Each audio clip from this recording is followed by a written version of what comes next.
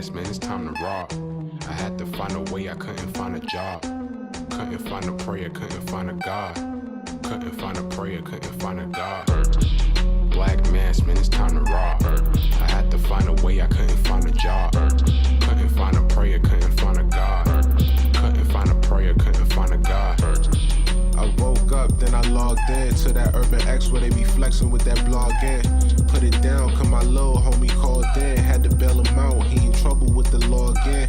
Black skin can't win in the white world. Seen a brother kill his own kid for that white girl. We ain't wanna go to school, but we had to. Every February it was scary in them classrooms. Shimmy y'all, shimmy yay. Old dirty bastards can't own dirty slaves, or they own dirty masters. Black Dot found a pot as a youngin', broke it down for his son, and now he serve it to the masses. Black mask, man, it's time to rob. I had to find a way, I couldn't find a job. Couldn't find a prayer, couldn't find a God. Couldn't find a prayer, couldn't find a God. Black mask, man, it's time to rob. I had to find a way, I couldn't find a job. Couldn't find a prayer, couldn't find a God. Couldn't find a prayer, couldn't find a God. Urban excellence, a product of my residence. From 4 to 44, Obama was the president. I told mama I ain't tryna go to church. I'm like Adam, every Adam is a product of the dirt. And I've been reaping what he sowed. I got the product, got the dirt. And I can teach you what I know, but then you gotta put in work. You in trouble if you waiting on the government. I told my bro I make it out the hood, and that's a covenant.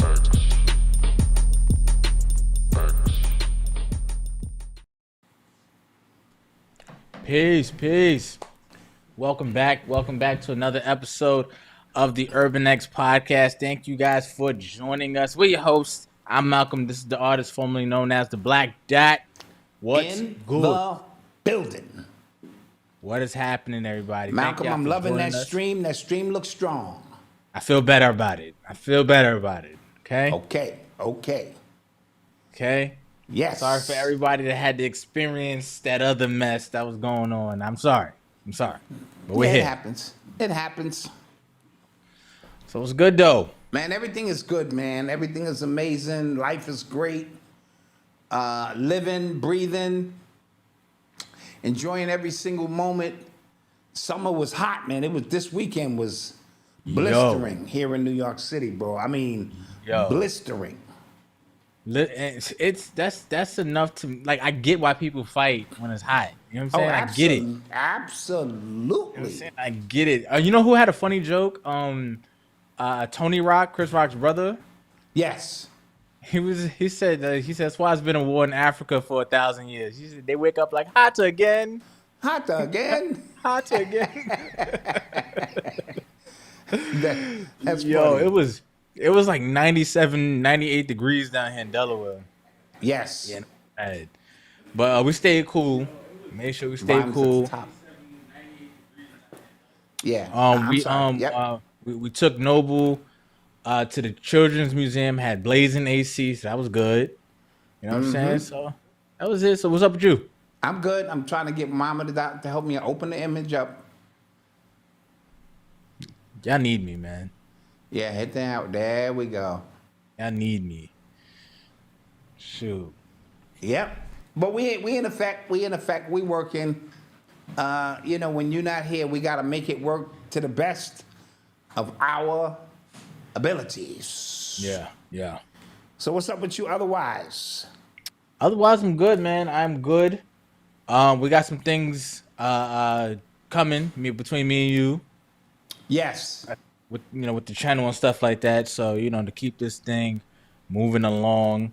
But thank y'all for being here, everybody. Want to do a quick roll call then get started? Yes, let's do that. Okay, I saw Dayton, Ohio. I saw Miami. I see Jay Riverdale. Woo's in the building, Connecticut all day. California. Philly in the building. What's good? Naptown. What's happening? Phoenix is in here. Hartford, Connecticut. Was good. Riverside, LA in the building. California. ATL. What's up? What's up? Delaware. Brooklyn, Memphis, via Oakland. Okay. Via Oakland, yes. North Carolina, Orange. North Cackalack, Soundview. Vegas. Thank you for joining us here today.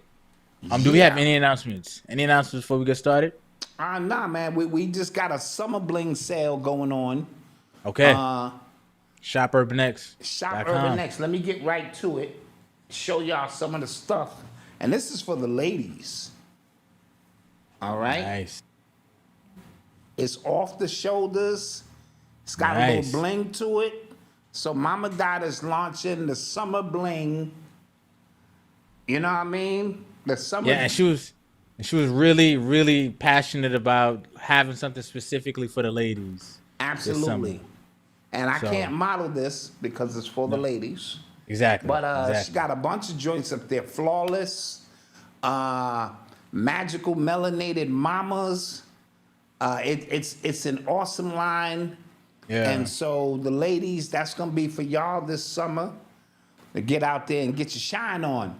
Brother Rich's concert. The Gathering of the Masses is sold out.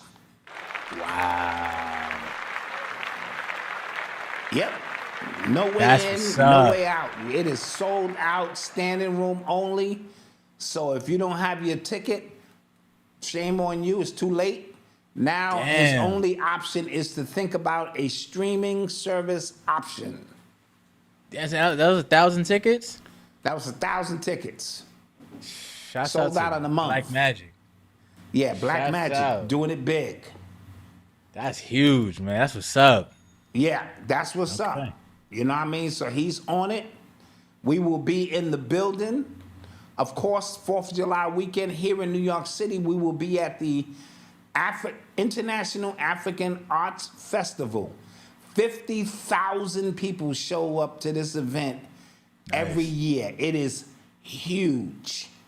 Urban X will have a table out. We're going to be selling merch. We're going to be doing the damn thing. So if you want to see us and you in the New York, New Jersey, Connecticut area, we will be in the building.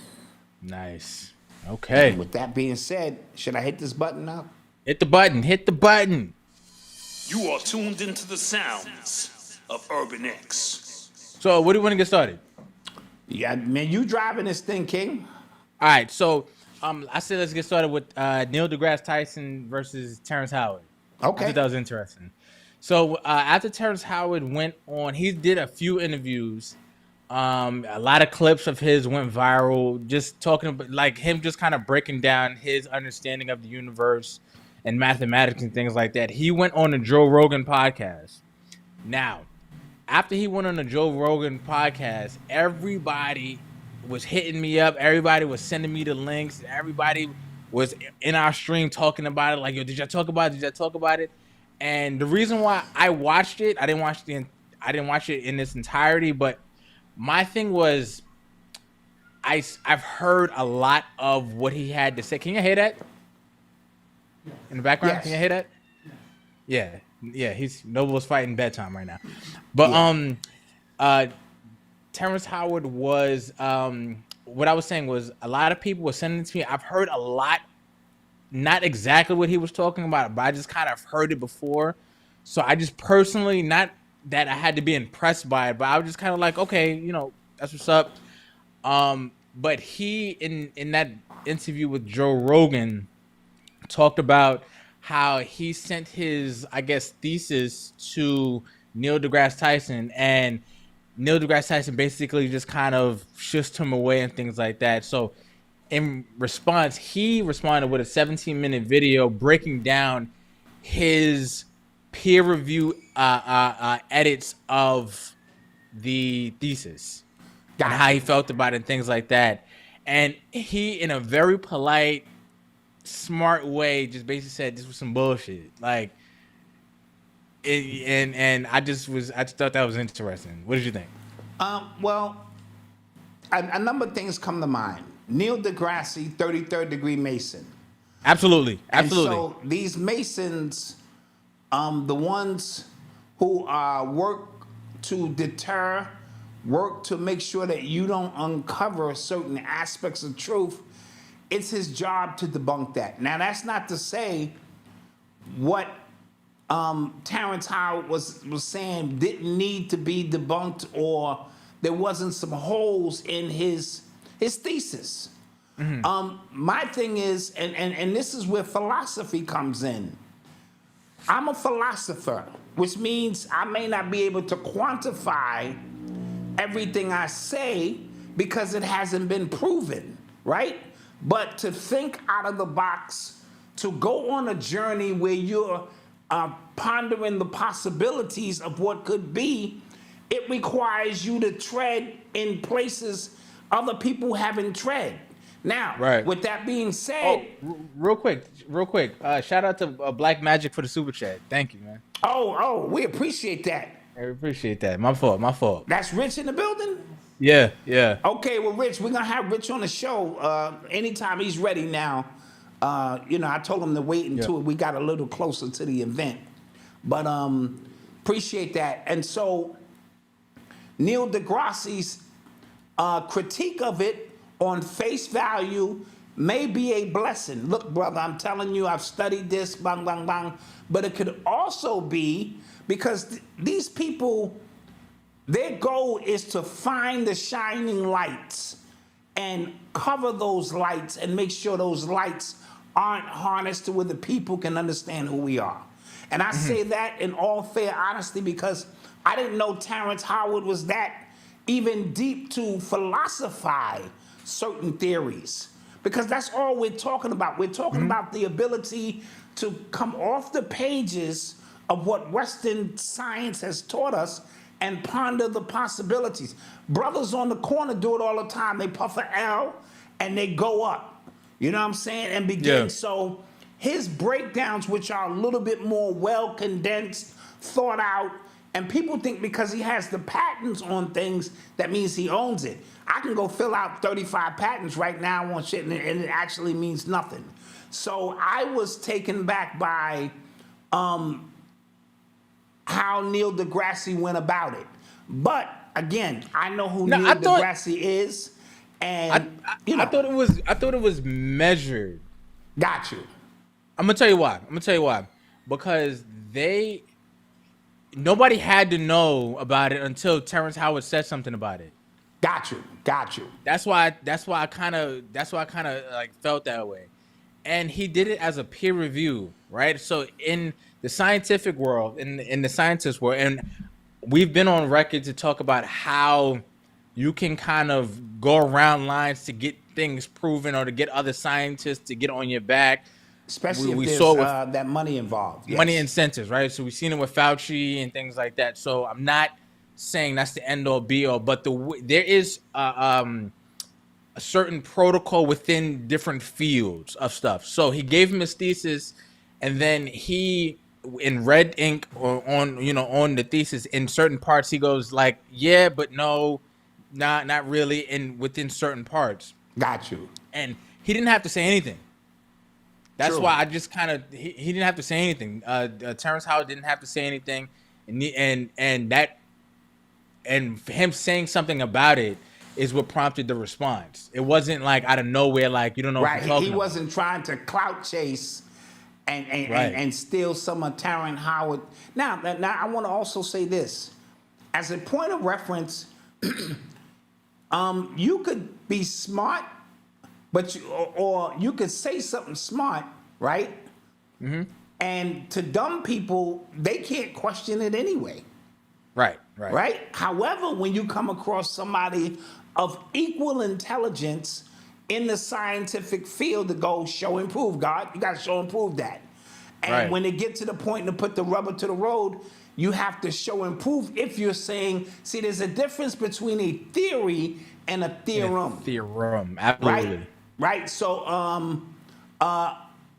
Oyibo, Dr. Oyibo, we was the first one to give him a platform in New York City at one of our lectures at the Brown Chocolate Cafe.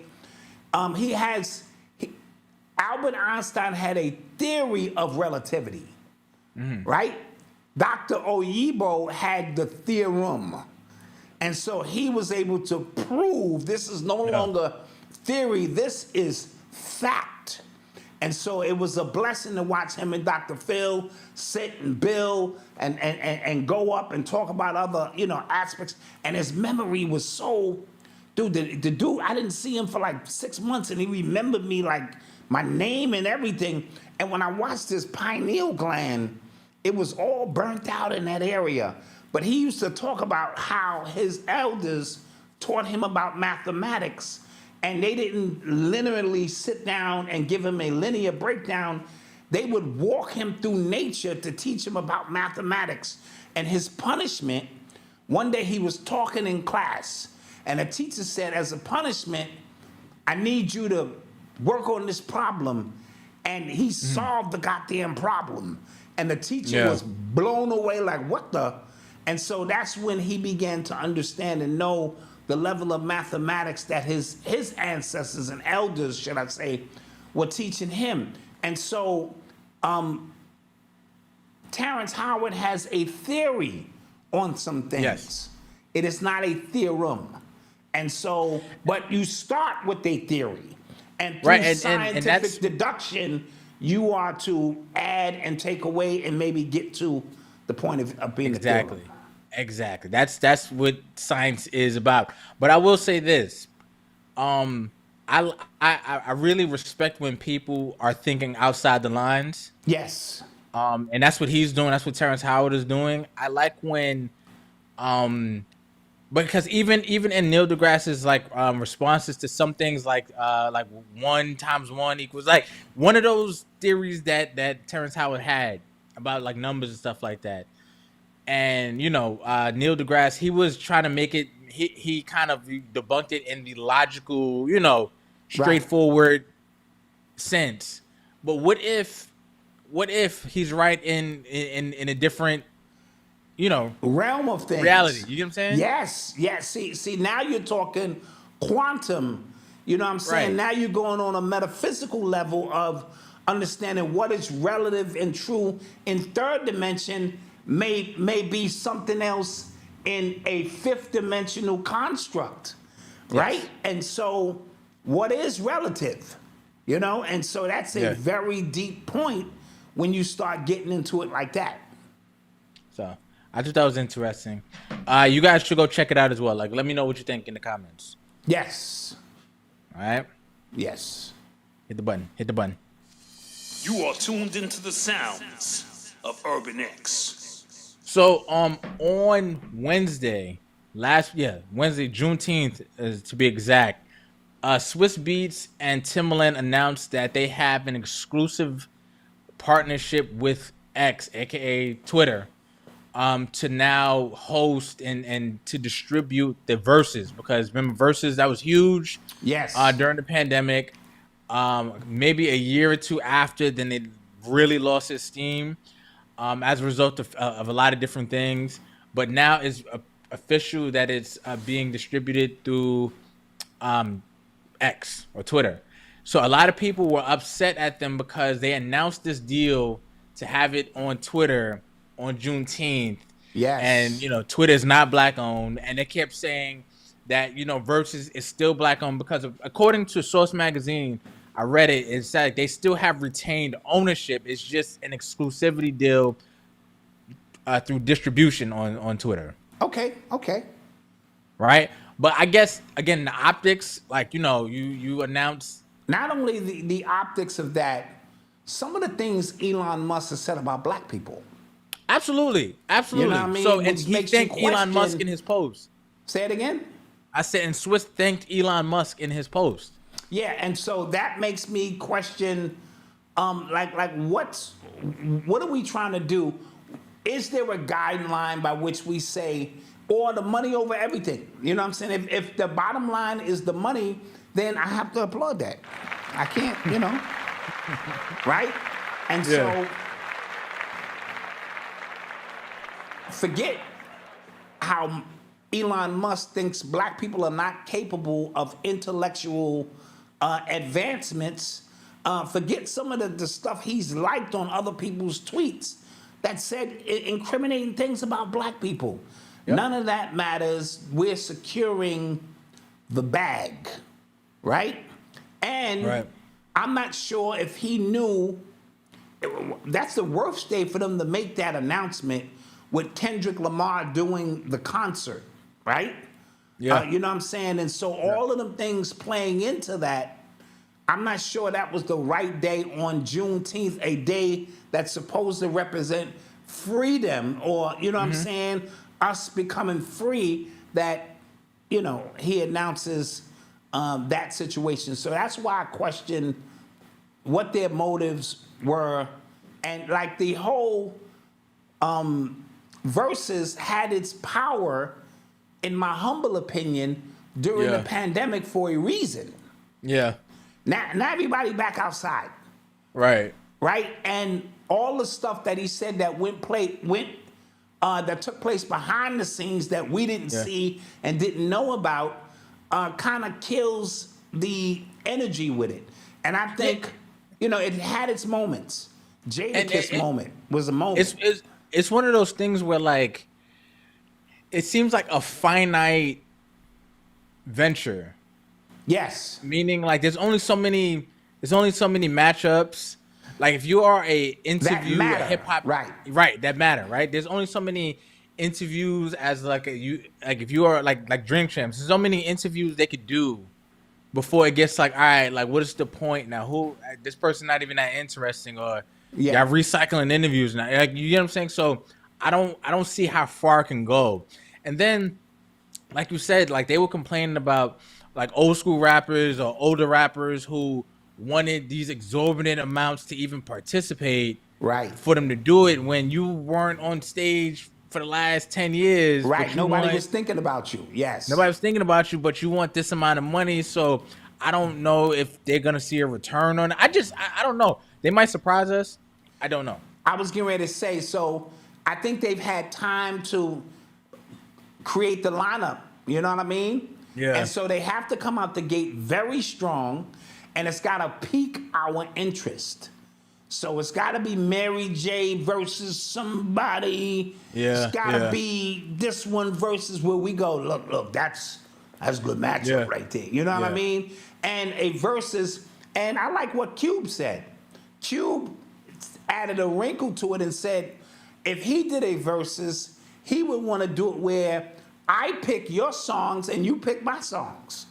You know what I mean? And so I would pick the songs from your catalog that I like, and you pick the songs from my catalog, to add a different, so it doesn't become so competitive in a sense, because it's not really a competitive thing per se. Right. But there are competitive elements, because Locks and Dipset, bro, that was competitive. Yeah. KRS-One and Big Daddy Kane, that was competitive.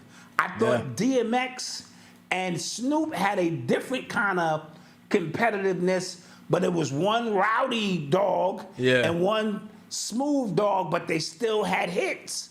And so their energy was great. The Jamaicans, who was that? Beanie and Bounty. Yeah, that was fire. Crazy. That was fire. I really enjoyed that. Fire. So, and that's just to name a few. Some of them are really, really good.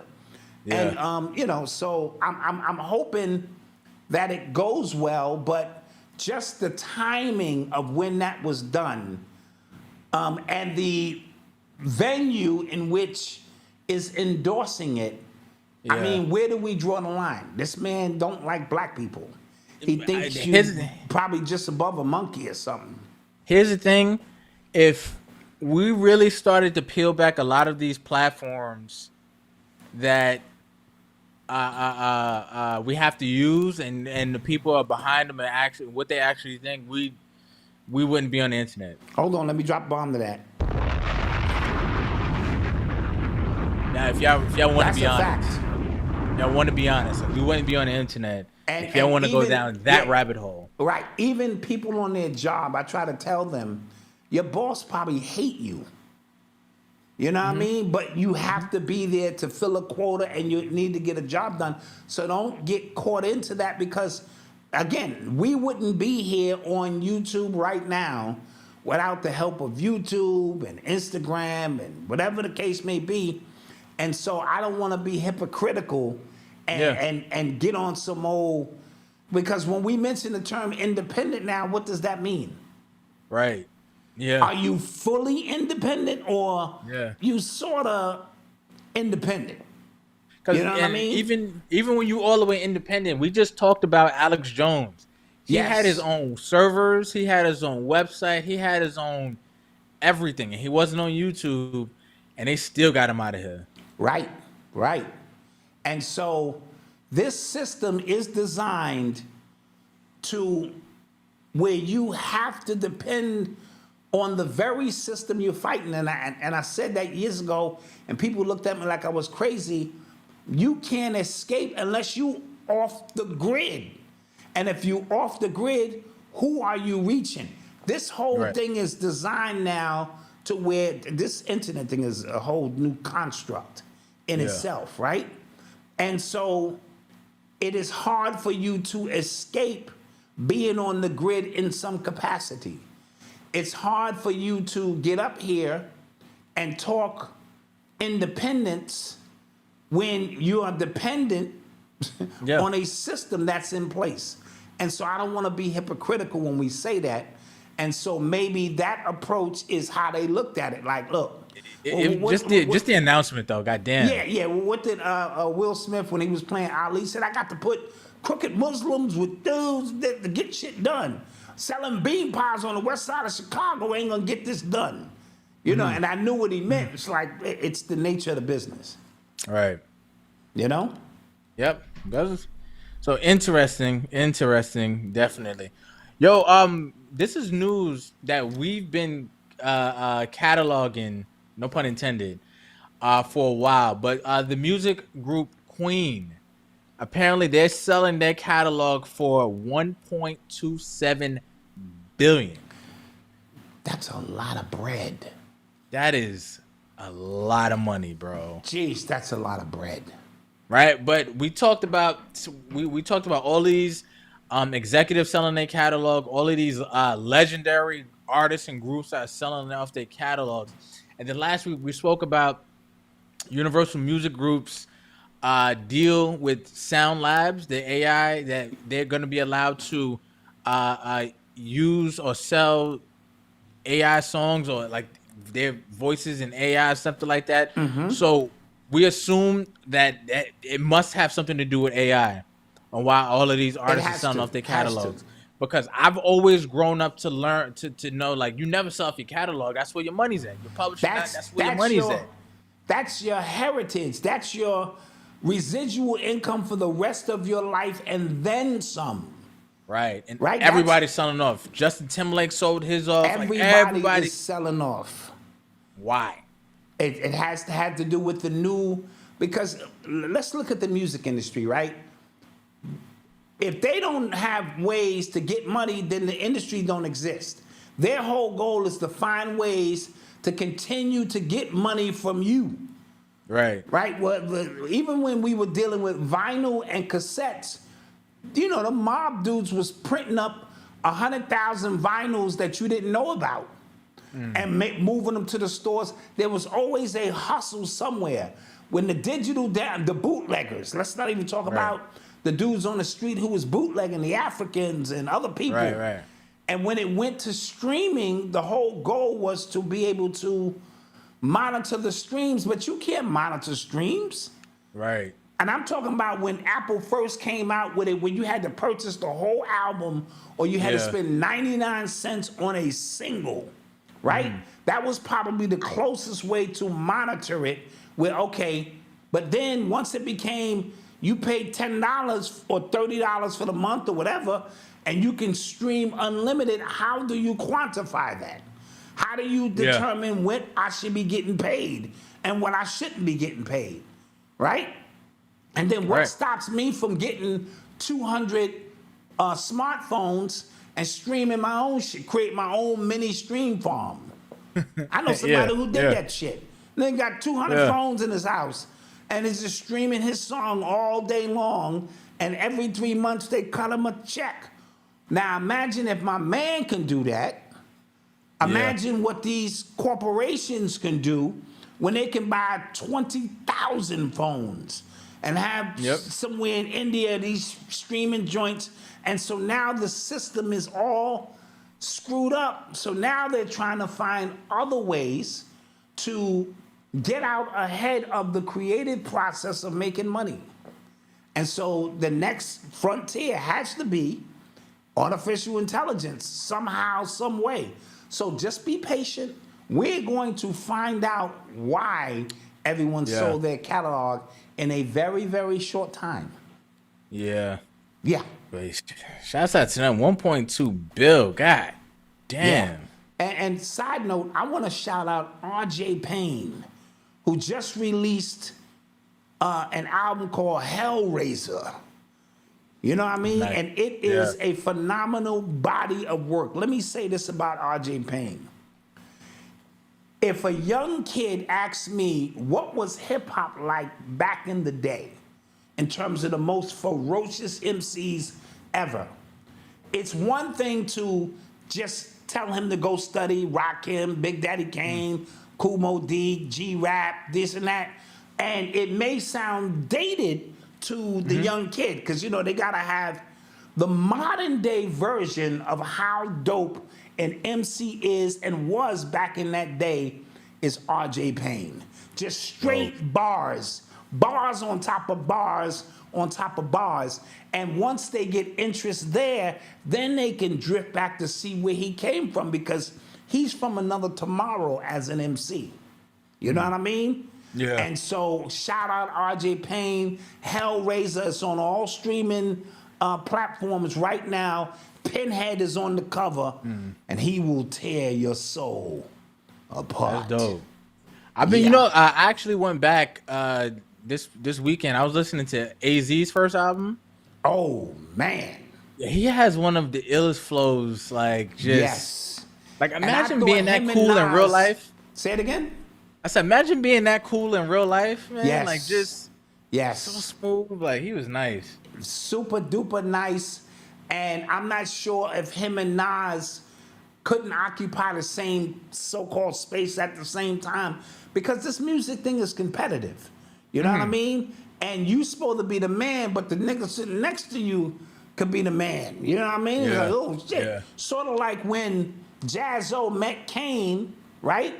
And Kane said, yeah, Jaz-O's dope, but I like his man, who was Jay-Z, who was the understudy of Jaz-O. And so, you know, it's one of those things. And I don't think AZ got the push he needed. But man, that is a super do or die. Fire MC. Sheesh. Yeah. So let's take a commercial break. Yes, let's take a quick commercial break, and we shall get right back. And thank you for the super chat.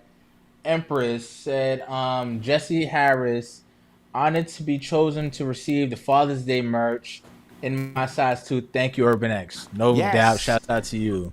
Shouts out to you. We appreciate when we, you know, put a smile on somebody's face. Absolutely. All right. We'll be right back. Peace.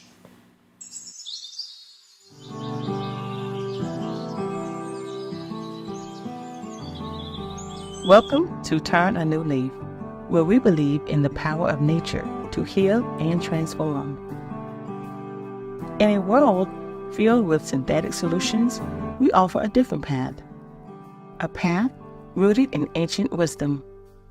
Just as every leaf in nature has the potential to change and grow, so too do we have that potential and power to transform our lives. Our mission is simple: empowering individuals to reclaim control of their health.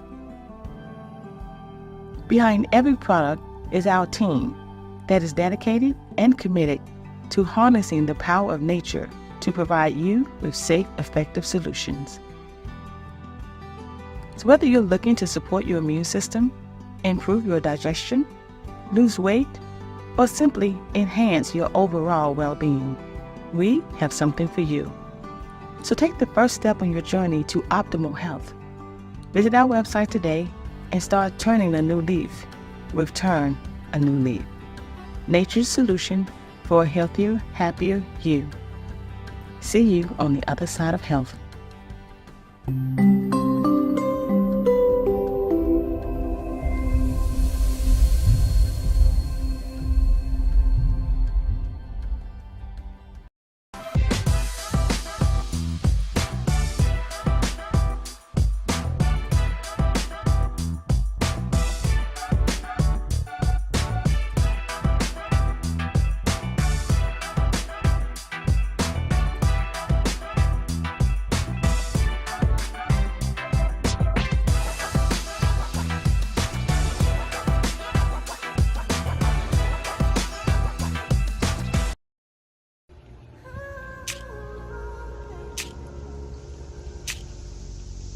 Hello, wealthy family. This is Chanel, Ascending Infinite Goddess, sending infinite thanks to your higher selves, your legions of angels, your ancestors, your spirit animals, and divine source itself for allowing us to continuously connect in this time and space.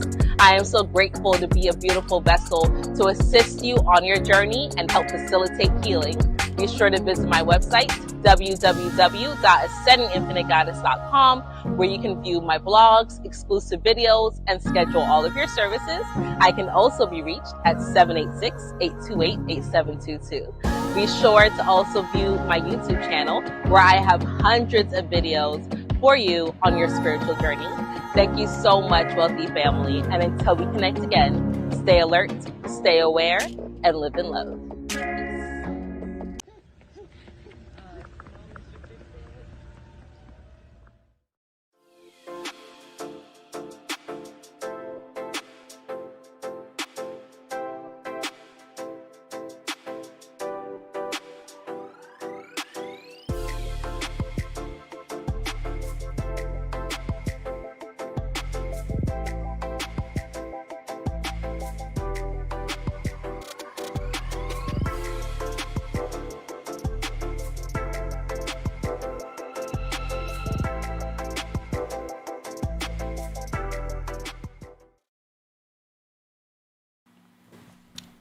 And we are back. And we are back. I'm going to show the shirt one more time. ShopUrbanX.com. Get that for the ladies. For the ladies. All right. Magical melanated mamas. One Absolutely. of them say flawless. Another one says, it's a bunch of them up there, ladies. Stop playing. It's your time. Visit ascendinginfinitegoddess.com and get a reading. She's official as well. I just recommended her to somebody recently. I was like, listen, I think you need it. Think you need this. Yeah. I think you need this. So definitely check that out as well. And turnanewleaf.com. Right? Absolutely. I would show you guys some of the products, but I don't want to mess up the green screen. So, yeah, green screen to get a little funny on that. It'll get funny, but definitely visit turnanewleaf.com for plant-based supplements. Great as well. If you can hear, I'm actually out of protein because I actually use it. So it's really good. Oh, okay. You got to re-up. I got to re-up. Did you get an affiliate code or something? No. Oh, It's okay. Okay. They're promoting on our site, so it's okay. Yeah, absolutely. All right, hit the button. You are tuned into the sounds of Urban X. So, over the weekend, a Florida rapper named Fulio was gunned down in Tampa at a motel. Now, this guy and his crew and his ops, they are a different breed, man. Different breed. I don't know if you remember when his ops came out with this song over the song 1,000 Miles. No, And they were at the golf course, and it was called Who I Smoke, and they were naming people from his team who they smoked, and they were naming everybody. And we killed this thing on his birthday. We killed him. We gonna have sex with his girl. Yeah. They were wilding. And then Fulio responded at a cemetery at his ops gravesite, rapping on his ops gravesite, and he was rapping to Fantasia's song "When I See You." Oh my God, these dudes are nuts, man. And then after he got killed, his ops, I think it's Youngin Ace, something like that. They recorded a video, like in response to him getting killed. These dudes are not a game. Like, yeah, this is next level, Malcolm. These dudes are not a joke. Like, and I don't think Fulio is human. What you mean? I think he's a demon of some sort, because when I look into his eyes, he looks soulless. You know what I mean? All of them do. Huh? All of them do. No, like I understand what you're talking about. So they are disagreeable spirits, and they have no fear of death, right? Yeah. I spoke about it in Urban Culture Decoded. I really did. Yeah. You know, I'm trying to give you guys a forewarning, and that came out in 2015, that the entities now that are coming in are different. And so where the lines are blurred between life and death, or they just have no fear. When I look into his eyes, he is welcoming what you call death. You know what I mean? He even told people where he was. It was his birthday. You know what I'm saying? Like, basically, everybody in the comments was just like, yo, you're going to get shot. Like, I'm not going. Niggas, cops is going to pull up. Niggas going to shoot that up. Somebody said they're going to shoot the pool out the water at that. Like, And so when I look into his eyes, because that's what I do, I look into the eyes of these rappers who die or who are so-called serial killers, and I'm looking for a sign of life outside of the physical body. Or, you know what I'm saying? And a lot of time, I don't see it. I see like the soulless people walking around who are not connected emotionally to anything. And so they come here on this planet and they wreak havoc and they burn out at 21 or 22. How old was he? Did they say? He was young. I don't know how old he was. You know what I'm saying? He looked like a baby to me. Yeah. And so his whole mission, they come, they get money, they party, they drink, and they kill. He was 26. Right. They drink, party, kill, music, and they out. You know what I mean? And so they move on to whatever's next for them. And so it is sad, but we just know and understand everybody in a human body is not necessarily human or not necessarily of the breed that you are. Yeah. If you like, just the way they talk about death, just the way they clown other dead people, just the way it's just kind of like regular. I'm just like, yo, like that's not normal. Not that it can't be normal, that's not normal. It is not normal. And you have to be disassociated from the human vibration, so to speak, to really be in that space. And the mob hires people like that. You know, they're entities who hire because they know that it's strictly business for them. They'll come through and they'll train you how to harness that energy so you don't just be out on videos wilding, but we need you to execute, and you execute and move on.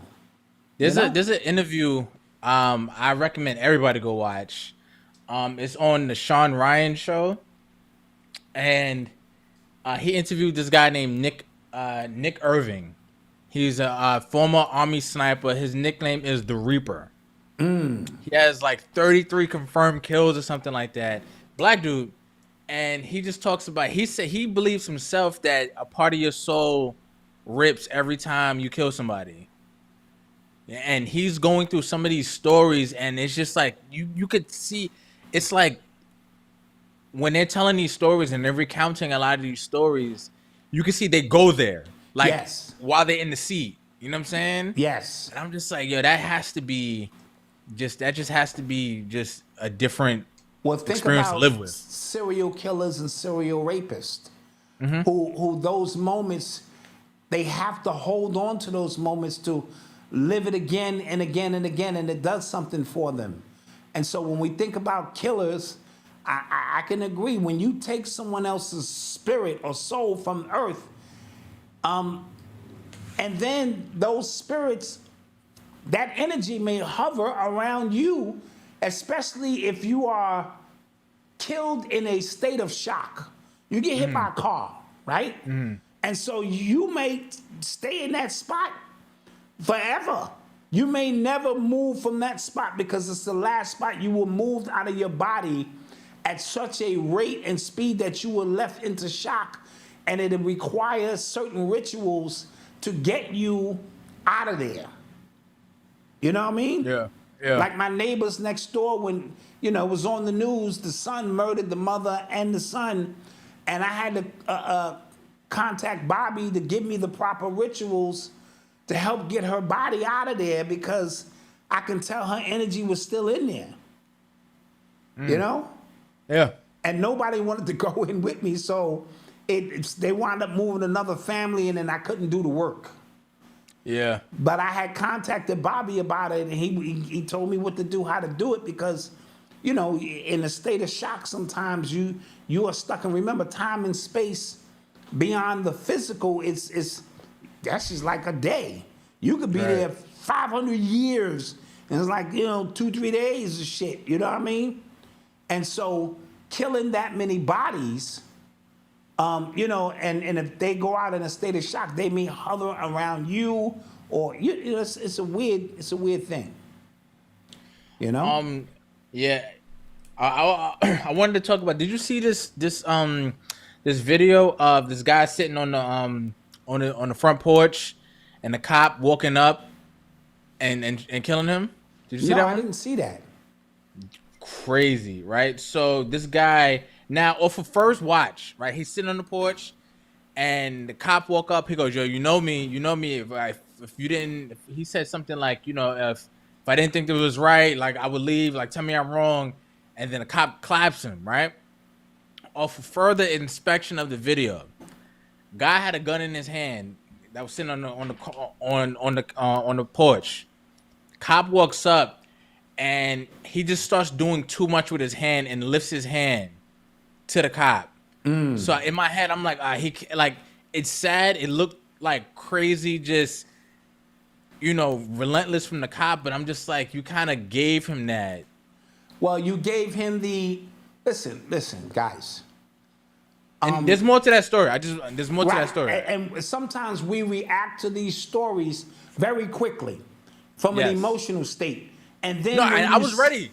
Right. I was when you ready. see the I'm like, video yo. from another angle and you get the whole detail, you go, and then again, our people have a hard time putting themselves in that perspective. If you're an officer, first of all, if he's a white officer, I'm scared. This melanated person, probably with no fear, will blast me. I see a gun in his hand, and now you're making any kind of movement, and so they're going to waste you, and they're going to get off. I didn't say it was right. I'm simply telling you, by the letter of the law, the laws they wrote up, that was a good kill. No, and here's the thing too. The guy's name was Lamar Brandon Qualls. Now, there was police called because somebody reported that there's a man waving a gun at people. Okay. Right? It was him. And apparently that porch he was sitting on wasn't even his porch. It was somebody else. So that person called the cops. And that's what happened. Okay. You know what I'm saying? So, but it just goes to show like how quick, like emotionally, because we see these things so much, like emotionally, we can just kind of go there. Because when I first saw it, I was just like, yo, it was just on the timeline. I was just like, yo, what the hell? And the cop looked so like cold doing it. He did it with one hand, so it looked even more like, yo, what the hell? But when you get down to the details, and I'm seeing people use this, for their own agendas already. But Malcolm, our people a lot of times don't get down to the details.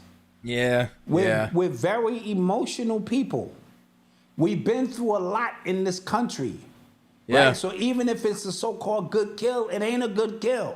You know what I mean? And I can't knock anybody for that. I'm just simply looking at it from how they're going to present that in the court of law. And when your mama there crying because there's injustice, they're going to say, well, watch the tape. You know what I mean? This happened in Indianapolis too, by the way. Okay, yeah. So, it's a very slippery slope when you start talking about that. Yeah. All right, hit the button. Hit the button. You are tuned into the sounds of Urban X. So the U.S. is suing Adobe Premiere over this. Like, this is Photoshop. This is like because of their practices, because like they kind of forcibly signing people up for these subscriptions and then making it really hard for people to cancel them. Not only that, Malcolm, you don't own the rights to any of that material That you created, yes. that you created in Adobe. Now that's crazy. Yes. And I think they can have track. the right I think they to can use it Yep. as they see fit. Yep. And I think they can like monitor what you're doing. Yes. Like why? So they made it a subscription. Now, if you kind of like think about how the world is going, right? The world is becoming a subscription economy. Yes. And that was just another way to not give you ownership over anything that you've purchased. Music, right? So if you bought a digital version of a movie and the distribution just goes, we want to take that off, you don't own that movie anymore, even though you purchased to own it. Yes.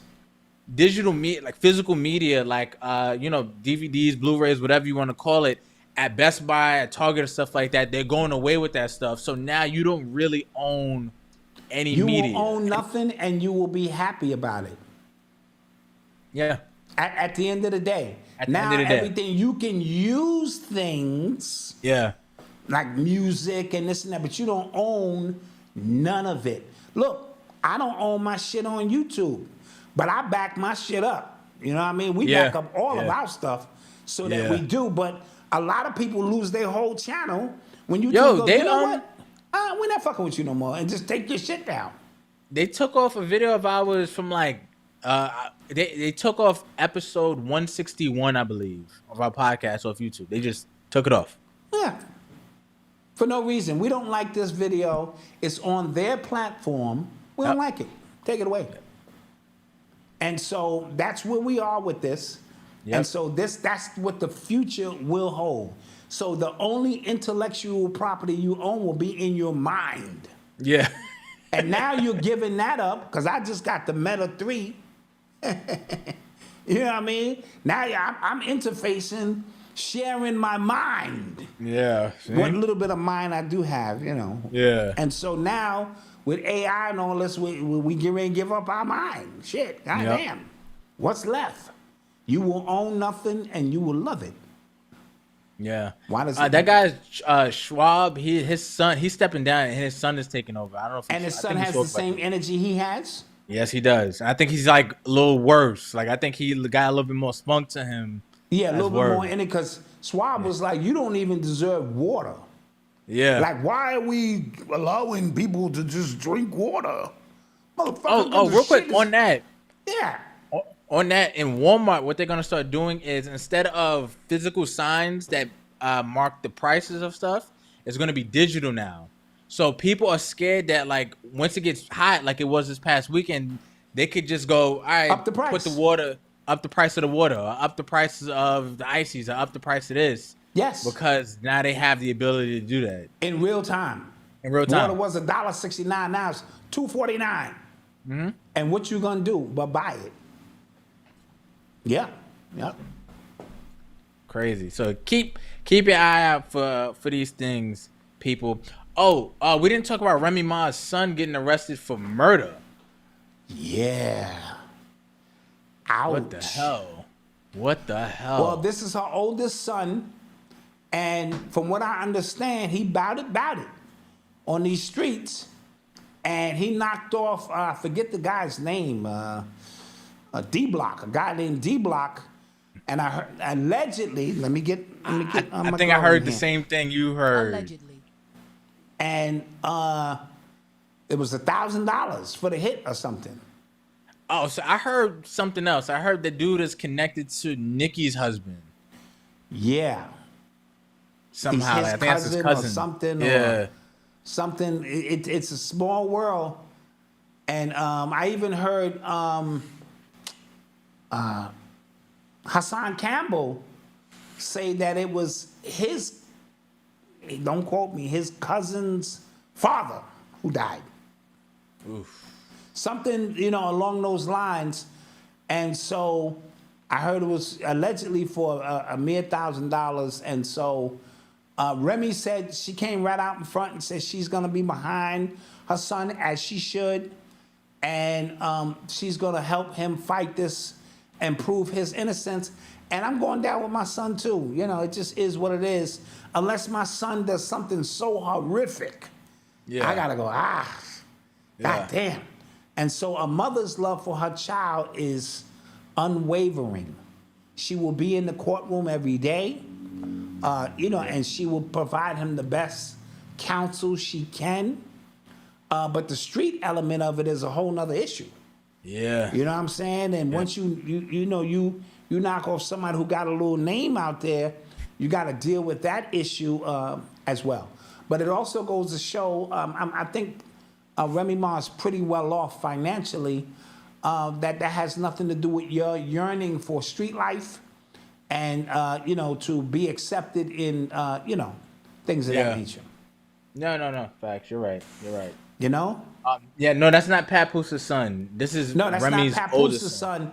This is her oldest son from a previous relationship. Yeah.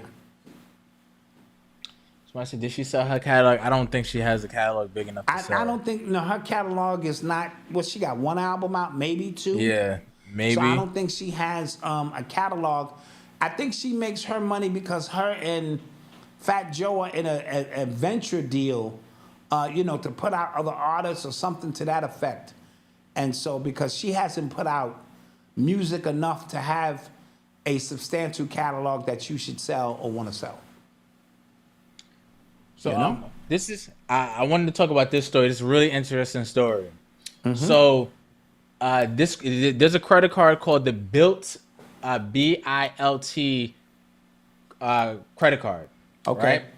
And what you do, like the gimmick is you can pay your rent and earn points on it. Okay? There's no annual fee and things like that. Now, MasterCard is and I think they have a deal through Wells Fargo as well. Okay. Right? Now, the thing behind this was the reason why you're not allowed to pay rent with your credit card or credit card is because the landlords, they don't want to eat the transaction fees. Right.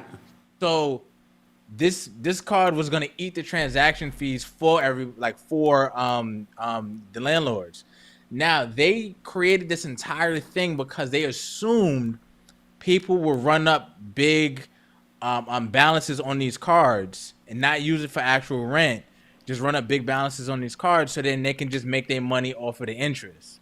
But an overwhelming majority of people are using it how it's supposed to be used. Wow. They're just paying their rent and just knocking it off, and they're gaining points from it. So they're actually losing, I think, millions of dollars a month as a result of this. So they created this banking on people to be financially irresponsible, but reverse. I thought that was interesting. Look at the people being smart consumers. Yeah. And see, you throw your eggs in that basket assuming we gonna do what we do. I got that card, and people are being smart consumers. I'm gonna clap that up. Yeah. I like it. Yep. Yeah. I thought that was interesting, and how like a $1 billion company can create something like assuming the consumer will be stupid with it and going, all right, we're gonna make our money back on that because they're stupid. I also think when you pay your rent, it should be reported to the credit bureau. That should like that. You got people paying $2,000 a month rent, and they're not building no credit behind it. Nope. Right. Right? And it should be like, I paid my rent for 5 years straight. My credit score should reflect that I'm responsible. Right. But it's not. Now they have some programs, I don't know if it's through Fannie Mae or something, where you could be renting or something like paying your rent, and it's going toward ownership of the property you're in at some point. But every time you pay your rent, you should be it should be reported to the credit bureau. I've heard about that, but I'm not sure how how that works. Yeah. Oh, real quick. Also, I want to say rest in peace to Roy Jones Jr.'s son. He committed suicide over the weekend. Wow, I didn't hear that story. Yeah, he just posted about it on Twitter. Oh, okay. His statement was a little like it was a little out there. Okay. Because he was basically saying like, my son did this. This is what he said. He said, unfortunately, my son DeAndre took his life on Saturday. I'm so thankful that God allowed me to come home Friday to spend the night, the last night of his life with me and the family. I know a lot of people are going through tough times right now, but nothing is worth taking your own life. God gives it. God should be the one to take it away. Please respect our privacy while our family goes through this process and I process this loss. That was like, I don't know. He's He's in grief, and right. It sounds like he's blaming his son yeah, for taking his own life. But when you're in a grieving state, and maybe it came across, or maybe listen, biblically speaking, that is against the Bible. You can't take your own life. right. And that's why maybe the statement of quantifying it by saying that should be God's purpose to do so. So, it could be some extra stuff in there, but I don't put too much into it, because when you're grieving, bro, you allowed to say anything. You lose your son. How old was the son? Did it say? No, I didn't say. Oh, okay. Well, deepest condolences out to Roy Jones and his family, during these tough times that they are going through and facing. Yeah. Is it time for a commercial break, T? No, we can get to some more stuff. Let's get to some more stuff then. We get to some more stuff. So, the WikiLeaks founder, Julian Assange, he just cut a deal with the U.S. To be let go free. He's been locked up for 5 years now. Wait, he was on the run in Russia. No, that's Edward Snowden. Okay, that's Snowden. Yeah, gotcha. That's Snowden, right? So he was the one that basically showed you that the government was watching you through your phones and stuff like that, through your computers and stuff like that.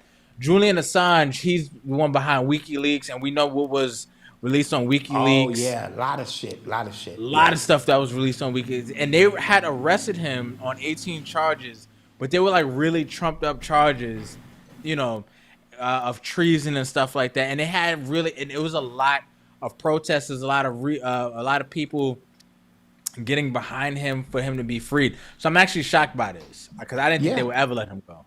Yeah. I didn't think they would ever let him go. Even if the charges are trumped up, no pun intended, he's not patriotic. That's not patriotic. Right, and here's the thing. Both sides wanted him in jail. Republican and Democrat. Like, they both had a vested interest of keeping him locked up.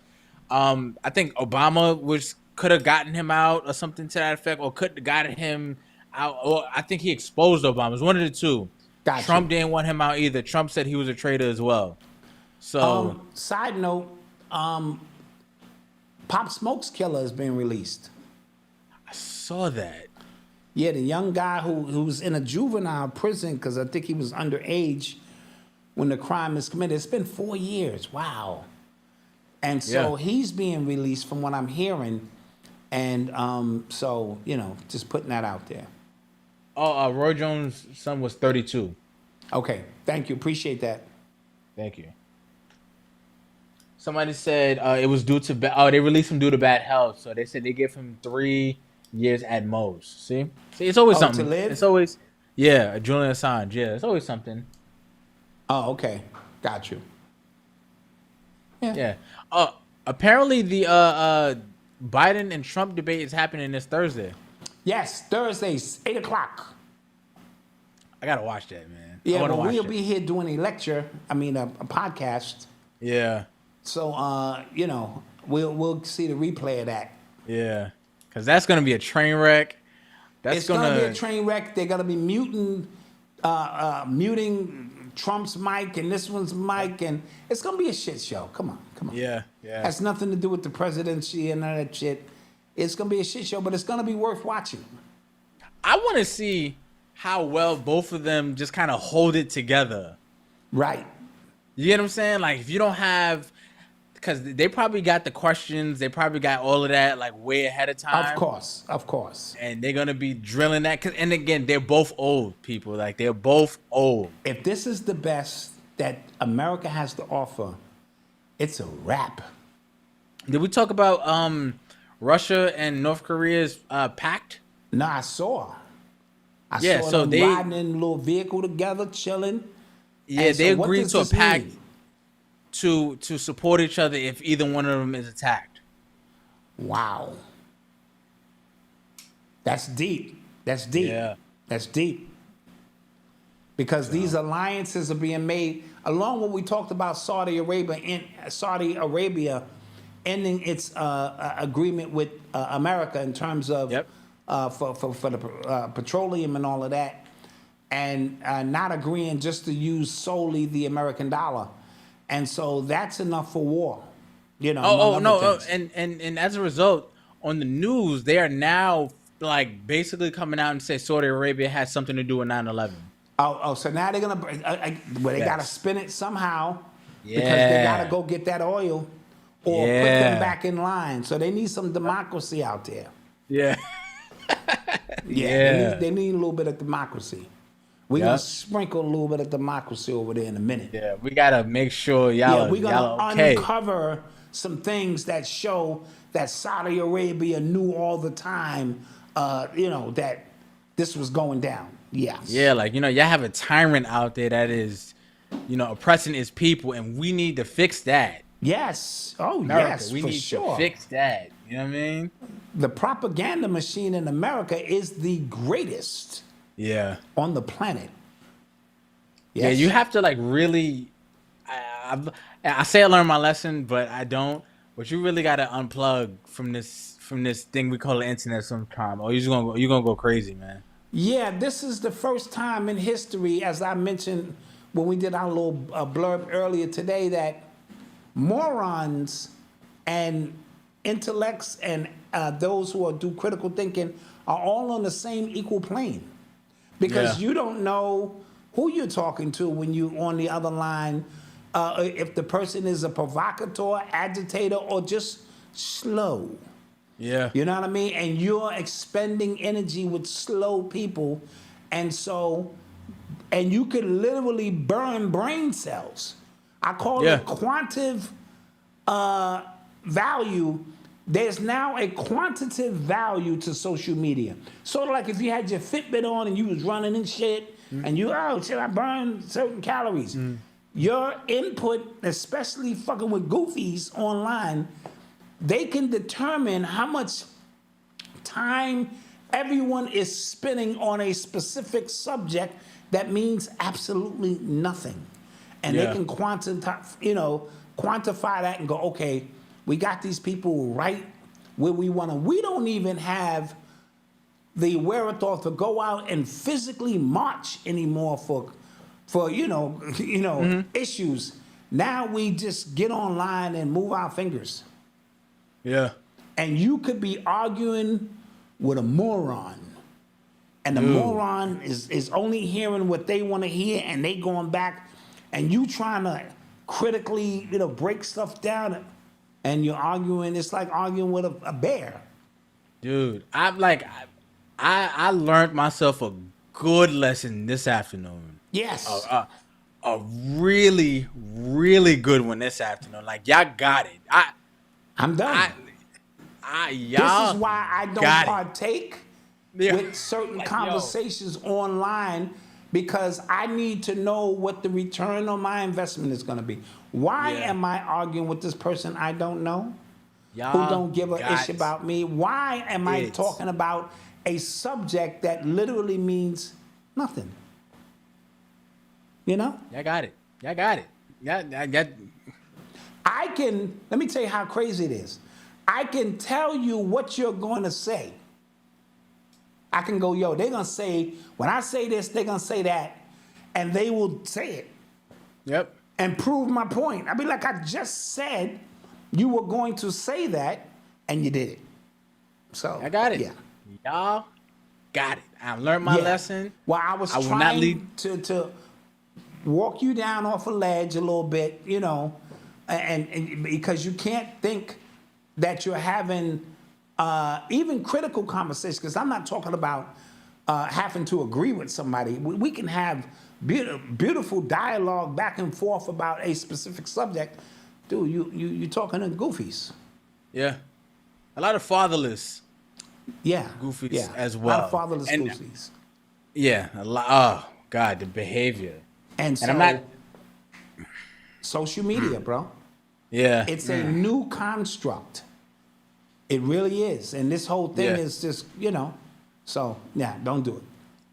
So, but we're going to take a quick commercial break, and we shall be right back. Get your questions ready. We have a few more stories to get to as well. Yes. We'll be right back. Right back.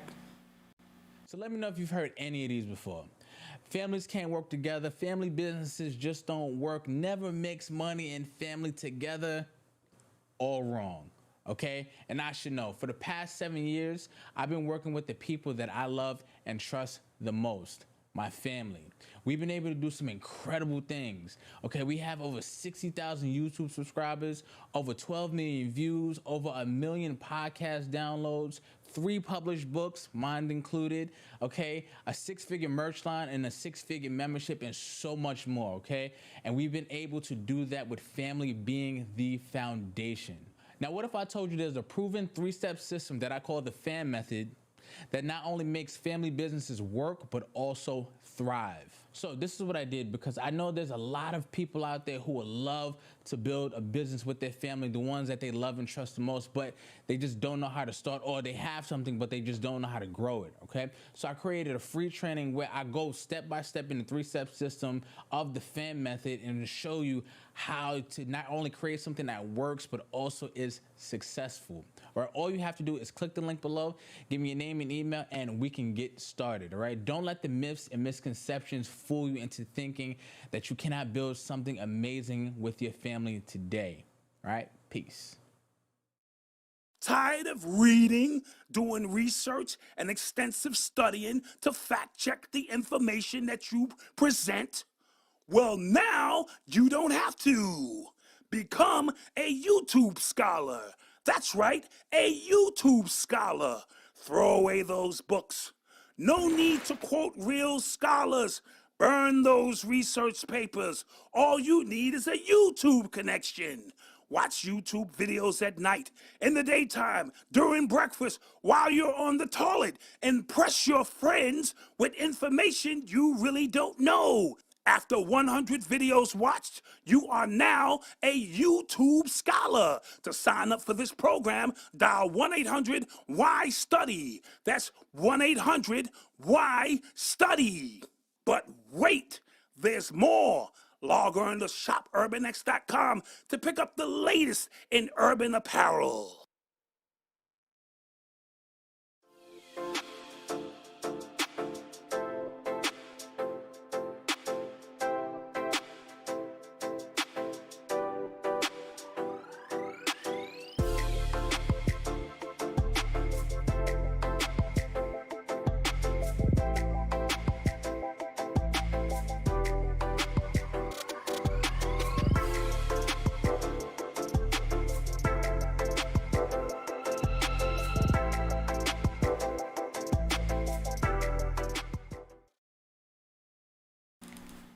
And we're back. And we are back. Good to see that classic commercial there, Malcolm. Yes, YouTube scholar. That's a good one. That was a good one. That might have been one of the first ones we did. Maybe. I think that was the first skit we did. Yeah, I was all like full of youth, you know. Black hair.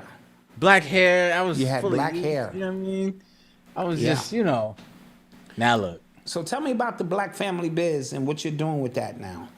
Oh yes. So I created a new YouTube channel specifically for the Black Family Biz stuff, because I kind of wanted to just focus on creating value for people who wanted to start businesses with their families and loved ones. A lot of times when we first start businesses within our community, we start them and, you know, our wife or our husband or our kids become our first employees. That was really evident in us, right? You started, you know, your business and mom and dad became shipping and handling and things like that. That happens all the time. Or when mom and dad started her business, you became, you know, whatever the hell your role is. You was pressing buttons. You get what I'm saying? Yes. So that is a lot of our stories. So I wanted to create a training to help people navigate that as well, because we all kind of go through the same things, and we all usually have this. It's one of 3 major problems that we can't really figure out. So I go into it on a free training. BlackFamilyBiz.com is completely free. Go take it, and yeah. Well, I think it's great that you created a separate. We're gonna put the we're gonna put up a scan code. What do you call that? RQ code. Yeah. QR code. On the next show where people can go over and subscribe. So should I tell them how much money your company's made in the last 5 years? If you want. Malcolm has made. Hold on. Not to Malcolm. your No. seats. Matter of fact, no. Forget it. No. You sure? No. Forget it. No. I mean, sometimes you gotta have receipts, man. You gotta Well, poke so your you chest tell me out. sometimes you got to pop out and show niggas? Like, Sometimes you gotta pop out and show niggas. sometimes you got to pop out and show niggas. Yeah, man. One day. Here's a hint. One day. So we know what we're talking about. Yeah. How about that? We know what we're talking about, right? Published books, shirts, and things like that. Membership. We know what we're talking about. I'll Yeah. say that. Yeah. I'll say that. So, blackfamilybiz.com. And famously black. Thank you. We appreciate that. Thanks. Oh, thank you. Much appreciated. Oh, listen.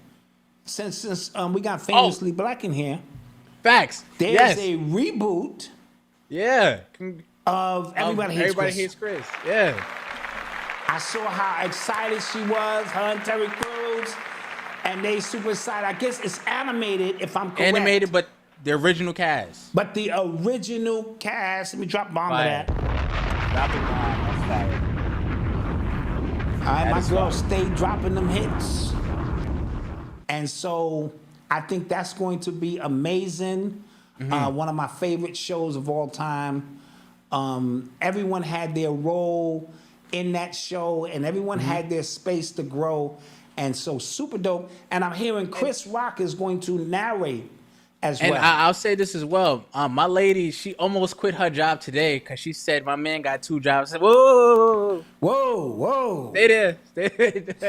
Don't do that. Don't do that. Okay? Yes. But yeah. So that was shout fun. outs and congratulations to the cast of Yes. Everybody Hates Chris. I look forward to sitting down with Noble and and introducing him to that as an animation. Yeah, I've And been I getting just him. want to put it out there. Yeah, I'm available for some voiceovers or something. Y'all want to add another character in there? And if I need a conspiracy theorist out here. Y'all need a conspiracy theorist. I'm the one to put in there and say something crazy. Absolutely. Yeah. Absolutely. Super dope. Super dope. So let's get to some more stuff. Let me hit this button. Let me bring Leslie in here. You're listening to the sounds of Urban X. So boxer Ryan Garcia, he got suspended for a year from boxing as a result of the PEDs that he was caught using in his last fight versus Haney. They tested him twice, and both times came back positive that he was using these PEDs. So now he got suspended, and Haney's record goes back to being undefeated. What did you think about that? Well, I think, first of all, this Garcia, the guy was wilding. Like, He came in overweight. not on only purpose. that, before the fight with all the conspiracy theories he was dropping, that just was a weird, that whole scenario was very weird. He Yeah. came in talking the most bizarre thing, well, not too bizarre for us have heard it, but bizarre stuff, and then he came into the fight overweight. The whole thing was bizarre. So I Yeah. wasn't surprised that he was on something. And I do PEDs think it's mean only performance fair enhancing that- drugs, by the way. yeah, if you're caught, that the other person shouldn't have an L on their record. Yeah. You know? So, yep. So I thought that was justice too. A lot of people, other boxing aficionados, were just like, he still beat him, and I think, no. If I'm on steroids and I beat you, did I beat you? yeah. If I don't feel no punches, I'm on cocaine, and you just punching me and shit, and I'm Adrian, no, don't stop the fight, Adrian, get the fuck out of here. Come on, man, that shit don't make no sense. No. Yo, real quick, these colored photos now of Babe Ruth are making their rounds. Have you been seeing them? No, I haven't. But a lot of people are noticing he looks mulatto, man. Like, Dude, he was a nigga. yeah. I'm just gonna like, keep it a bean with you. very passing. But The elders told me that years ago. I remember you then telling me that, and I was like, shut up. When I thought Yeah. about what he do, he partied all night. He wore fur coats, Yeah. knocked some shorties down, and got up and hit home runs. It sounded Yeah. like some shit niggas can do. It really does.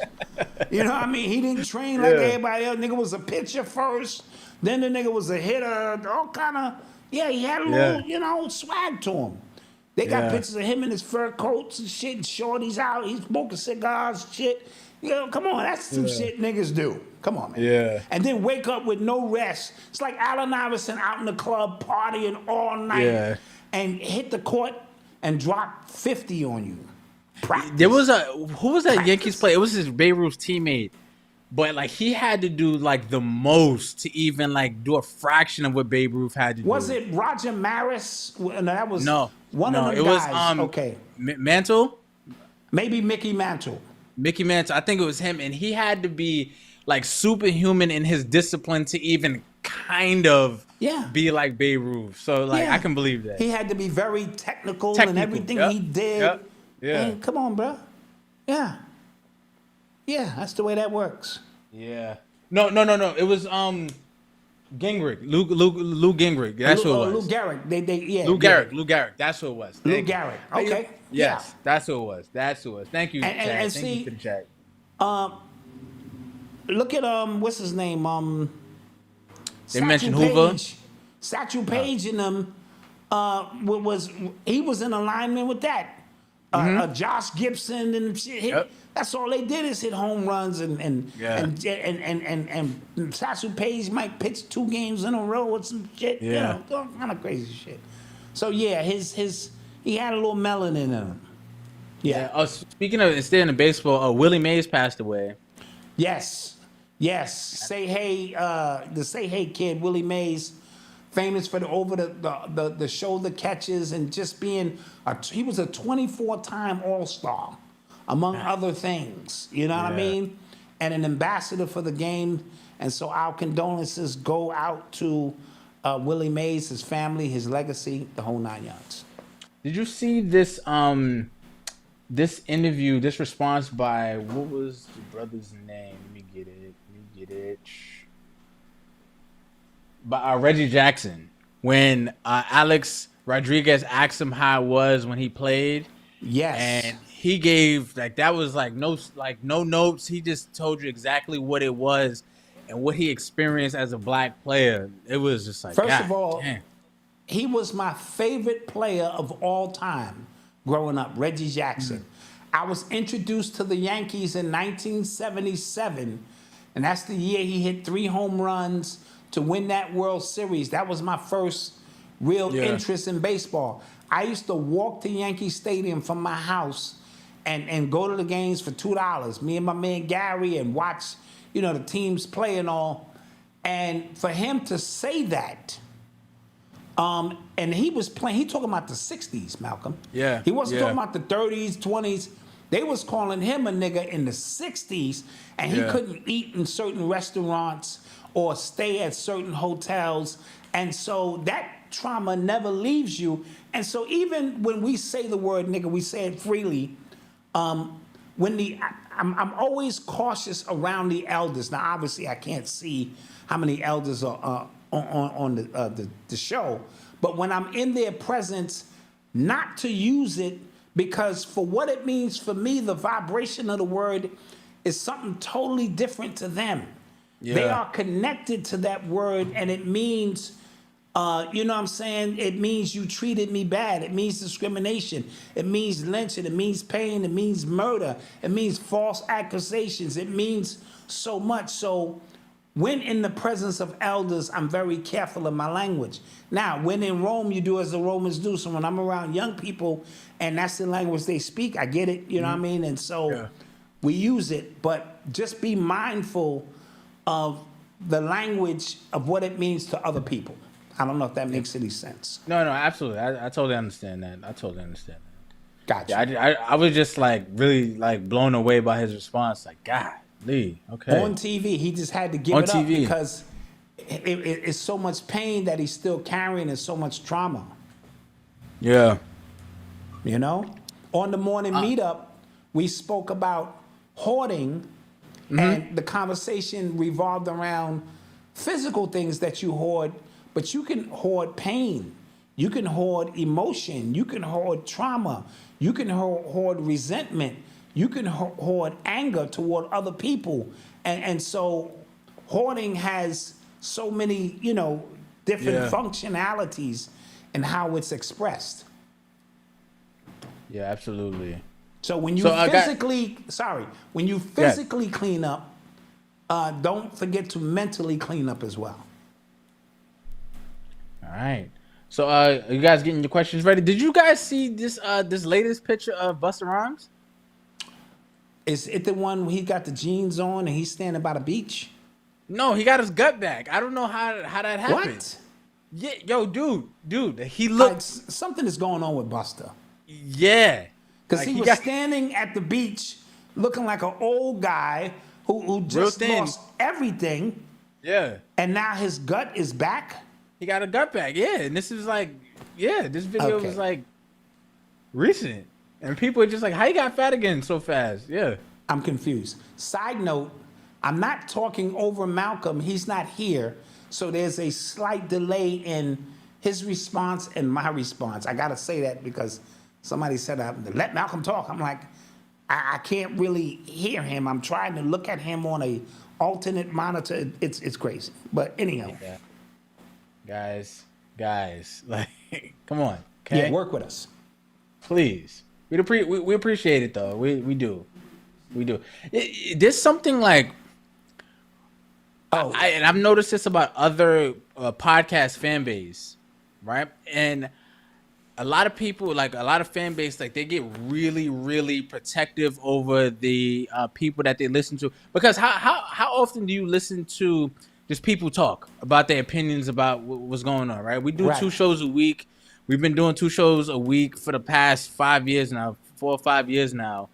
And people just kind of get, attached to us, and which we appreciate. So like when I see how strong people ride for other podcasts and stuff like that, I get it. You know what I mean? Because you feel like you feel like you've been around for the journey and you know these people. So I have an invested interest.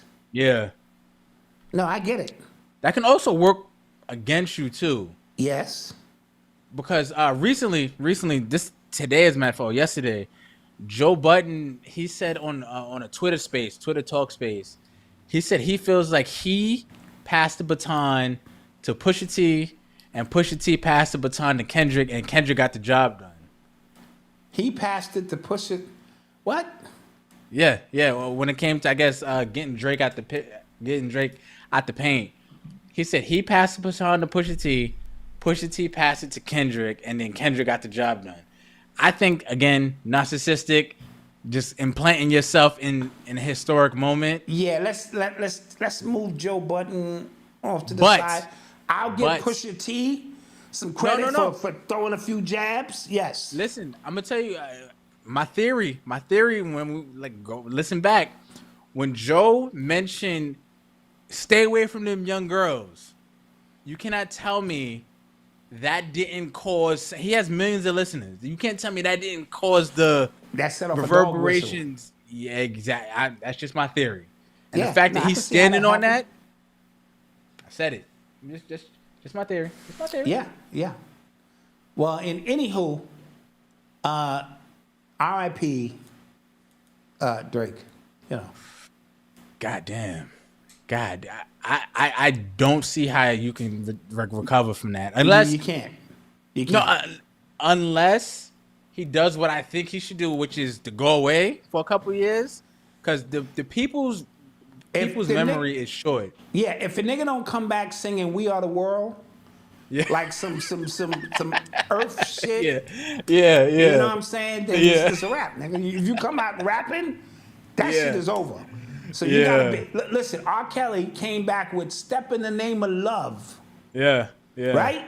And they just like, oh shit, somebody's birthday somewhere. I was like, I forgot all about that shit he did. So you gotta come back with some shit. You know what I mean? You can't come back on some old You gotta come back singing "We Are the World." Yeah. We are the children. Shit. That's funny. That's a wrap, nigga. That shit is done. They called me OVO Malcolm again. God, look, Can I say it again? Kendrick won. Kendrick won. Kendrick won. Kendrick won. Kendrick won. How many times did he perform Not Like Us? 6 times. Kendrick won. So I said it 6 times. Don't matter. I said it. But You're a hater. Clearly, man. Clearly. Any other questions? Any other questions? Let's get to some questions. Any other questions? Question. Adot Malcolm, what is there in the BX about the congressional election tomorrow between Jamal Bowman and I didn't know that was happening in the Bronx. I'm not gonna lie. I'm not in the Bronx. I just recently saw Jamal Bowman bench 405 3 times. And that's impressive. And he got a little hood to him too. Yeah. And the way he was talking, had his hands behind him, I said, okay, this is a converted nigga. This is, that's like me getting into politics, and I'm going to be a little converted with it, Yeah. So what's the deal with the Secret Service? They got robbed. Dude.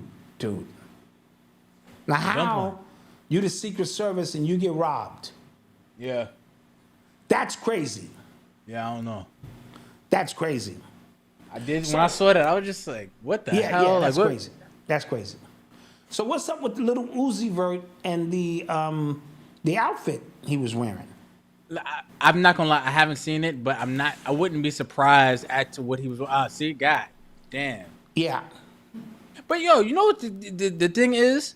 This doesn't like move the internet like it used to. Like 2016, 2017, when this was like newly happening, when rappers were wearing dresses and Young Thug, and like this was just like this would be a topic for a month, and your generation would just be livid. Like you guys would have smoke coming out your ears seeing this. Now it's just kind of like, all right, whatever. Like now, whatever.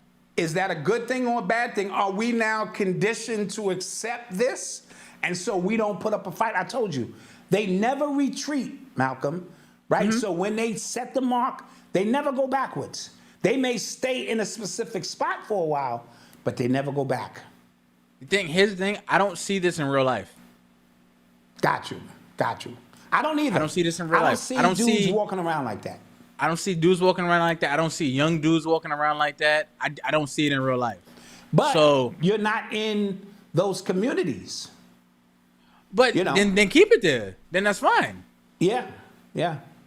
So it's just kind of like whatever. And then like I think so both, right? So I think we're conditioned, but I think we're conditioned to kind of see the rage bait. Like you want us to be mad at this, Mark Jacobs. You want us to talk about this so you can get more eyes on what the hell you really trying to sell anyway.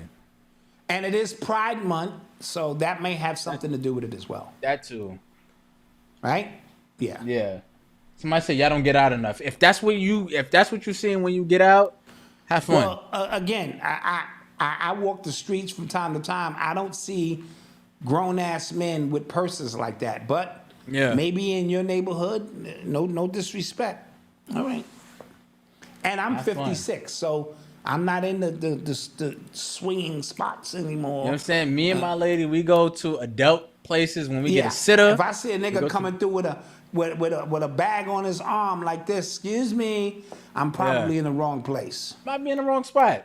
Yeah. Probably in the wrong spot. Now, I'll admit, one time.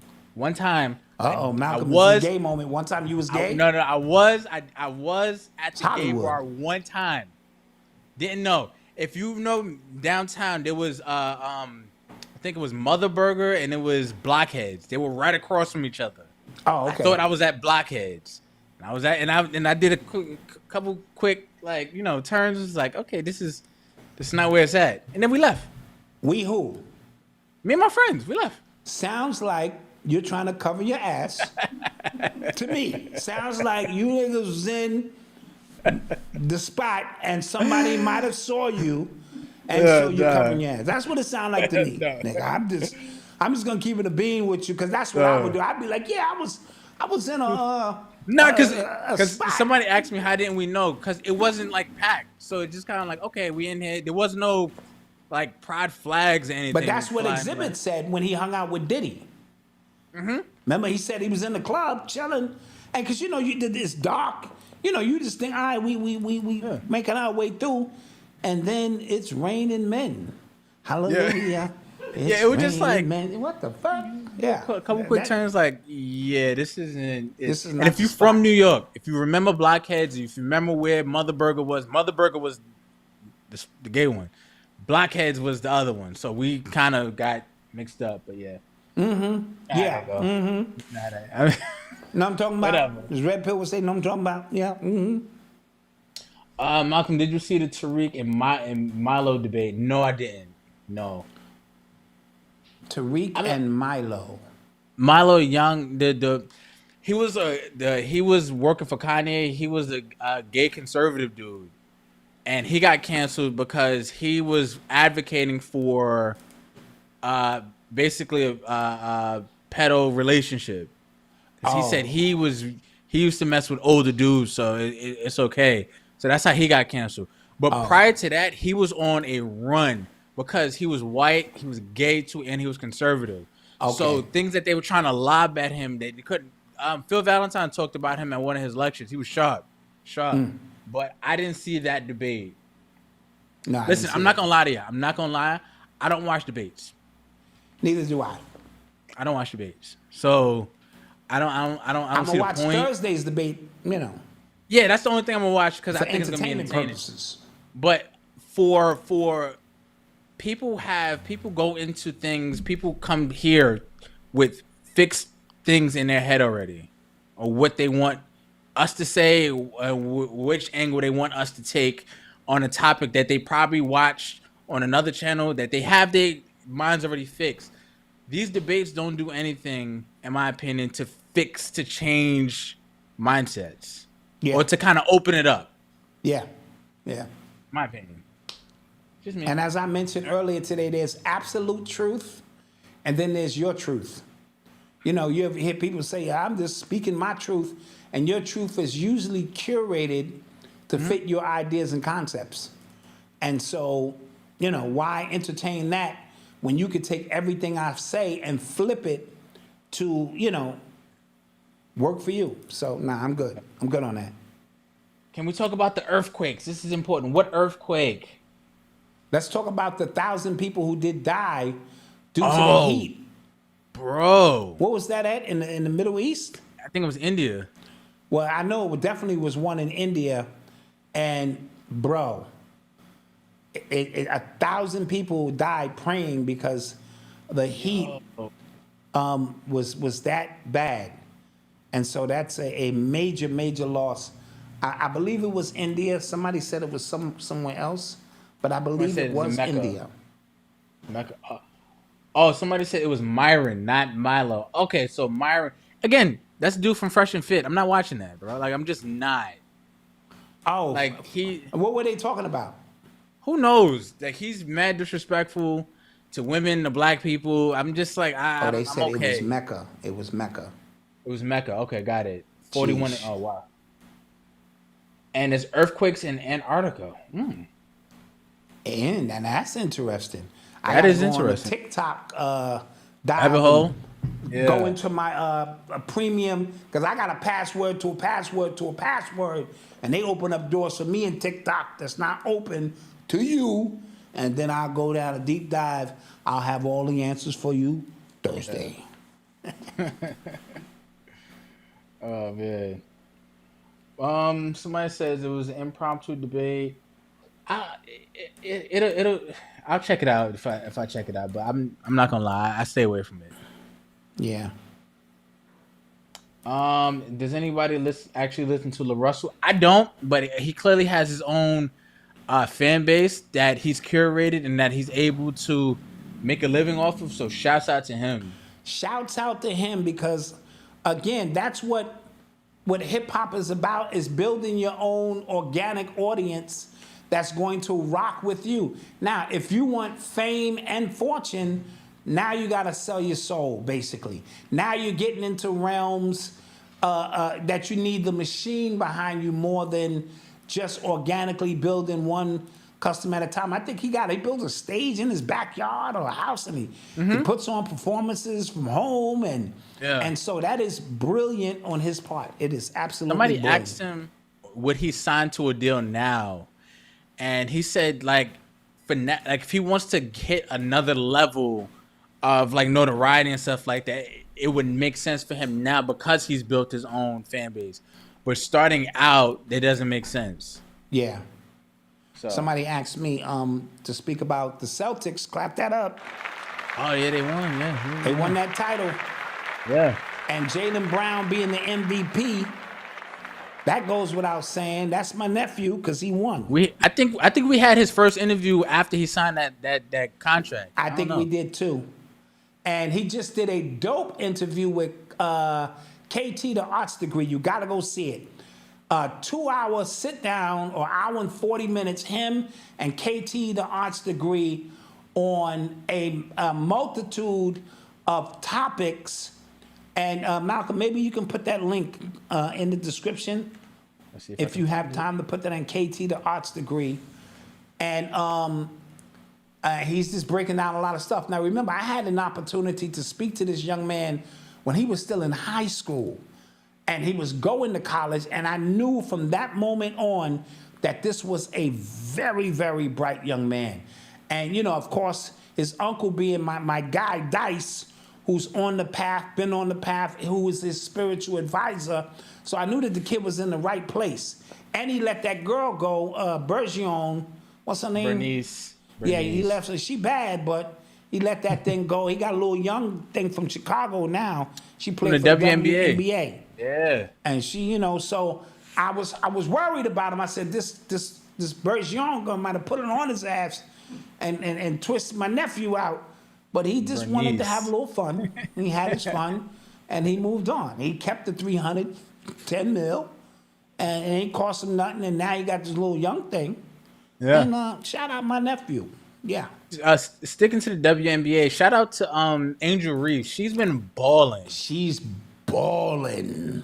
And yo, she might win Rookie of the Year, and if she does, you're going to see a level of racism on that timeline. Yes, you are. Like you have never seen before, bro. Yes, you are. She's been balling. Been balling.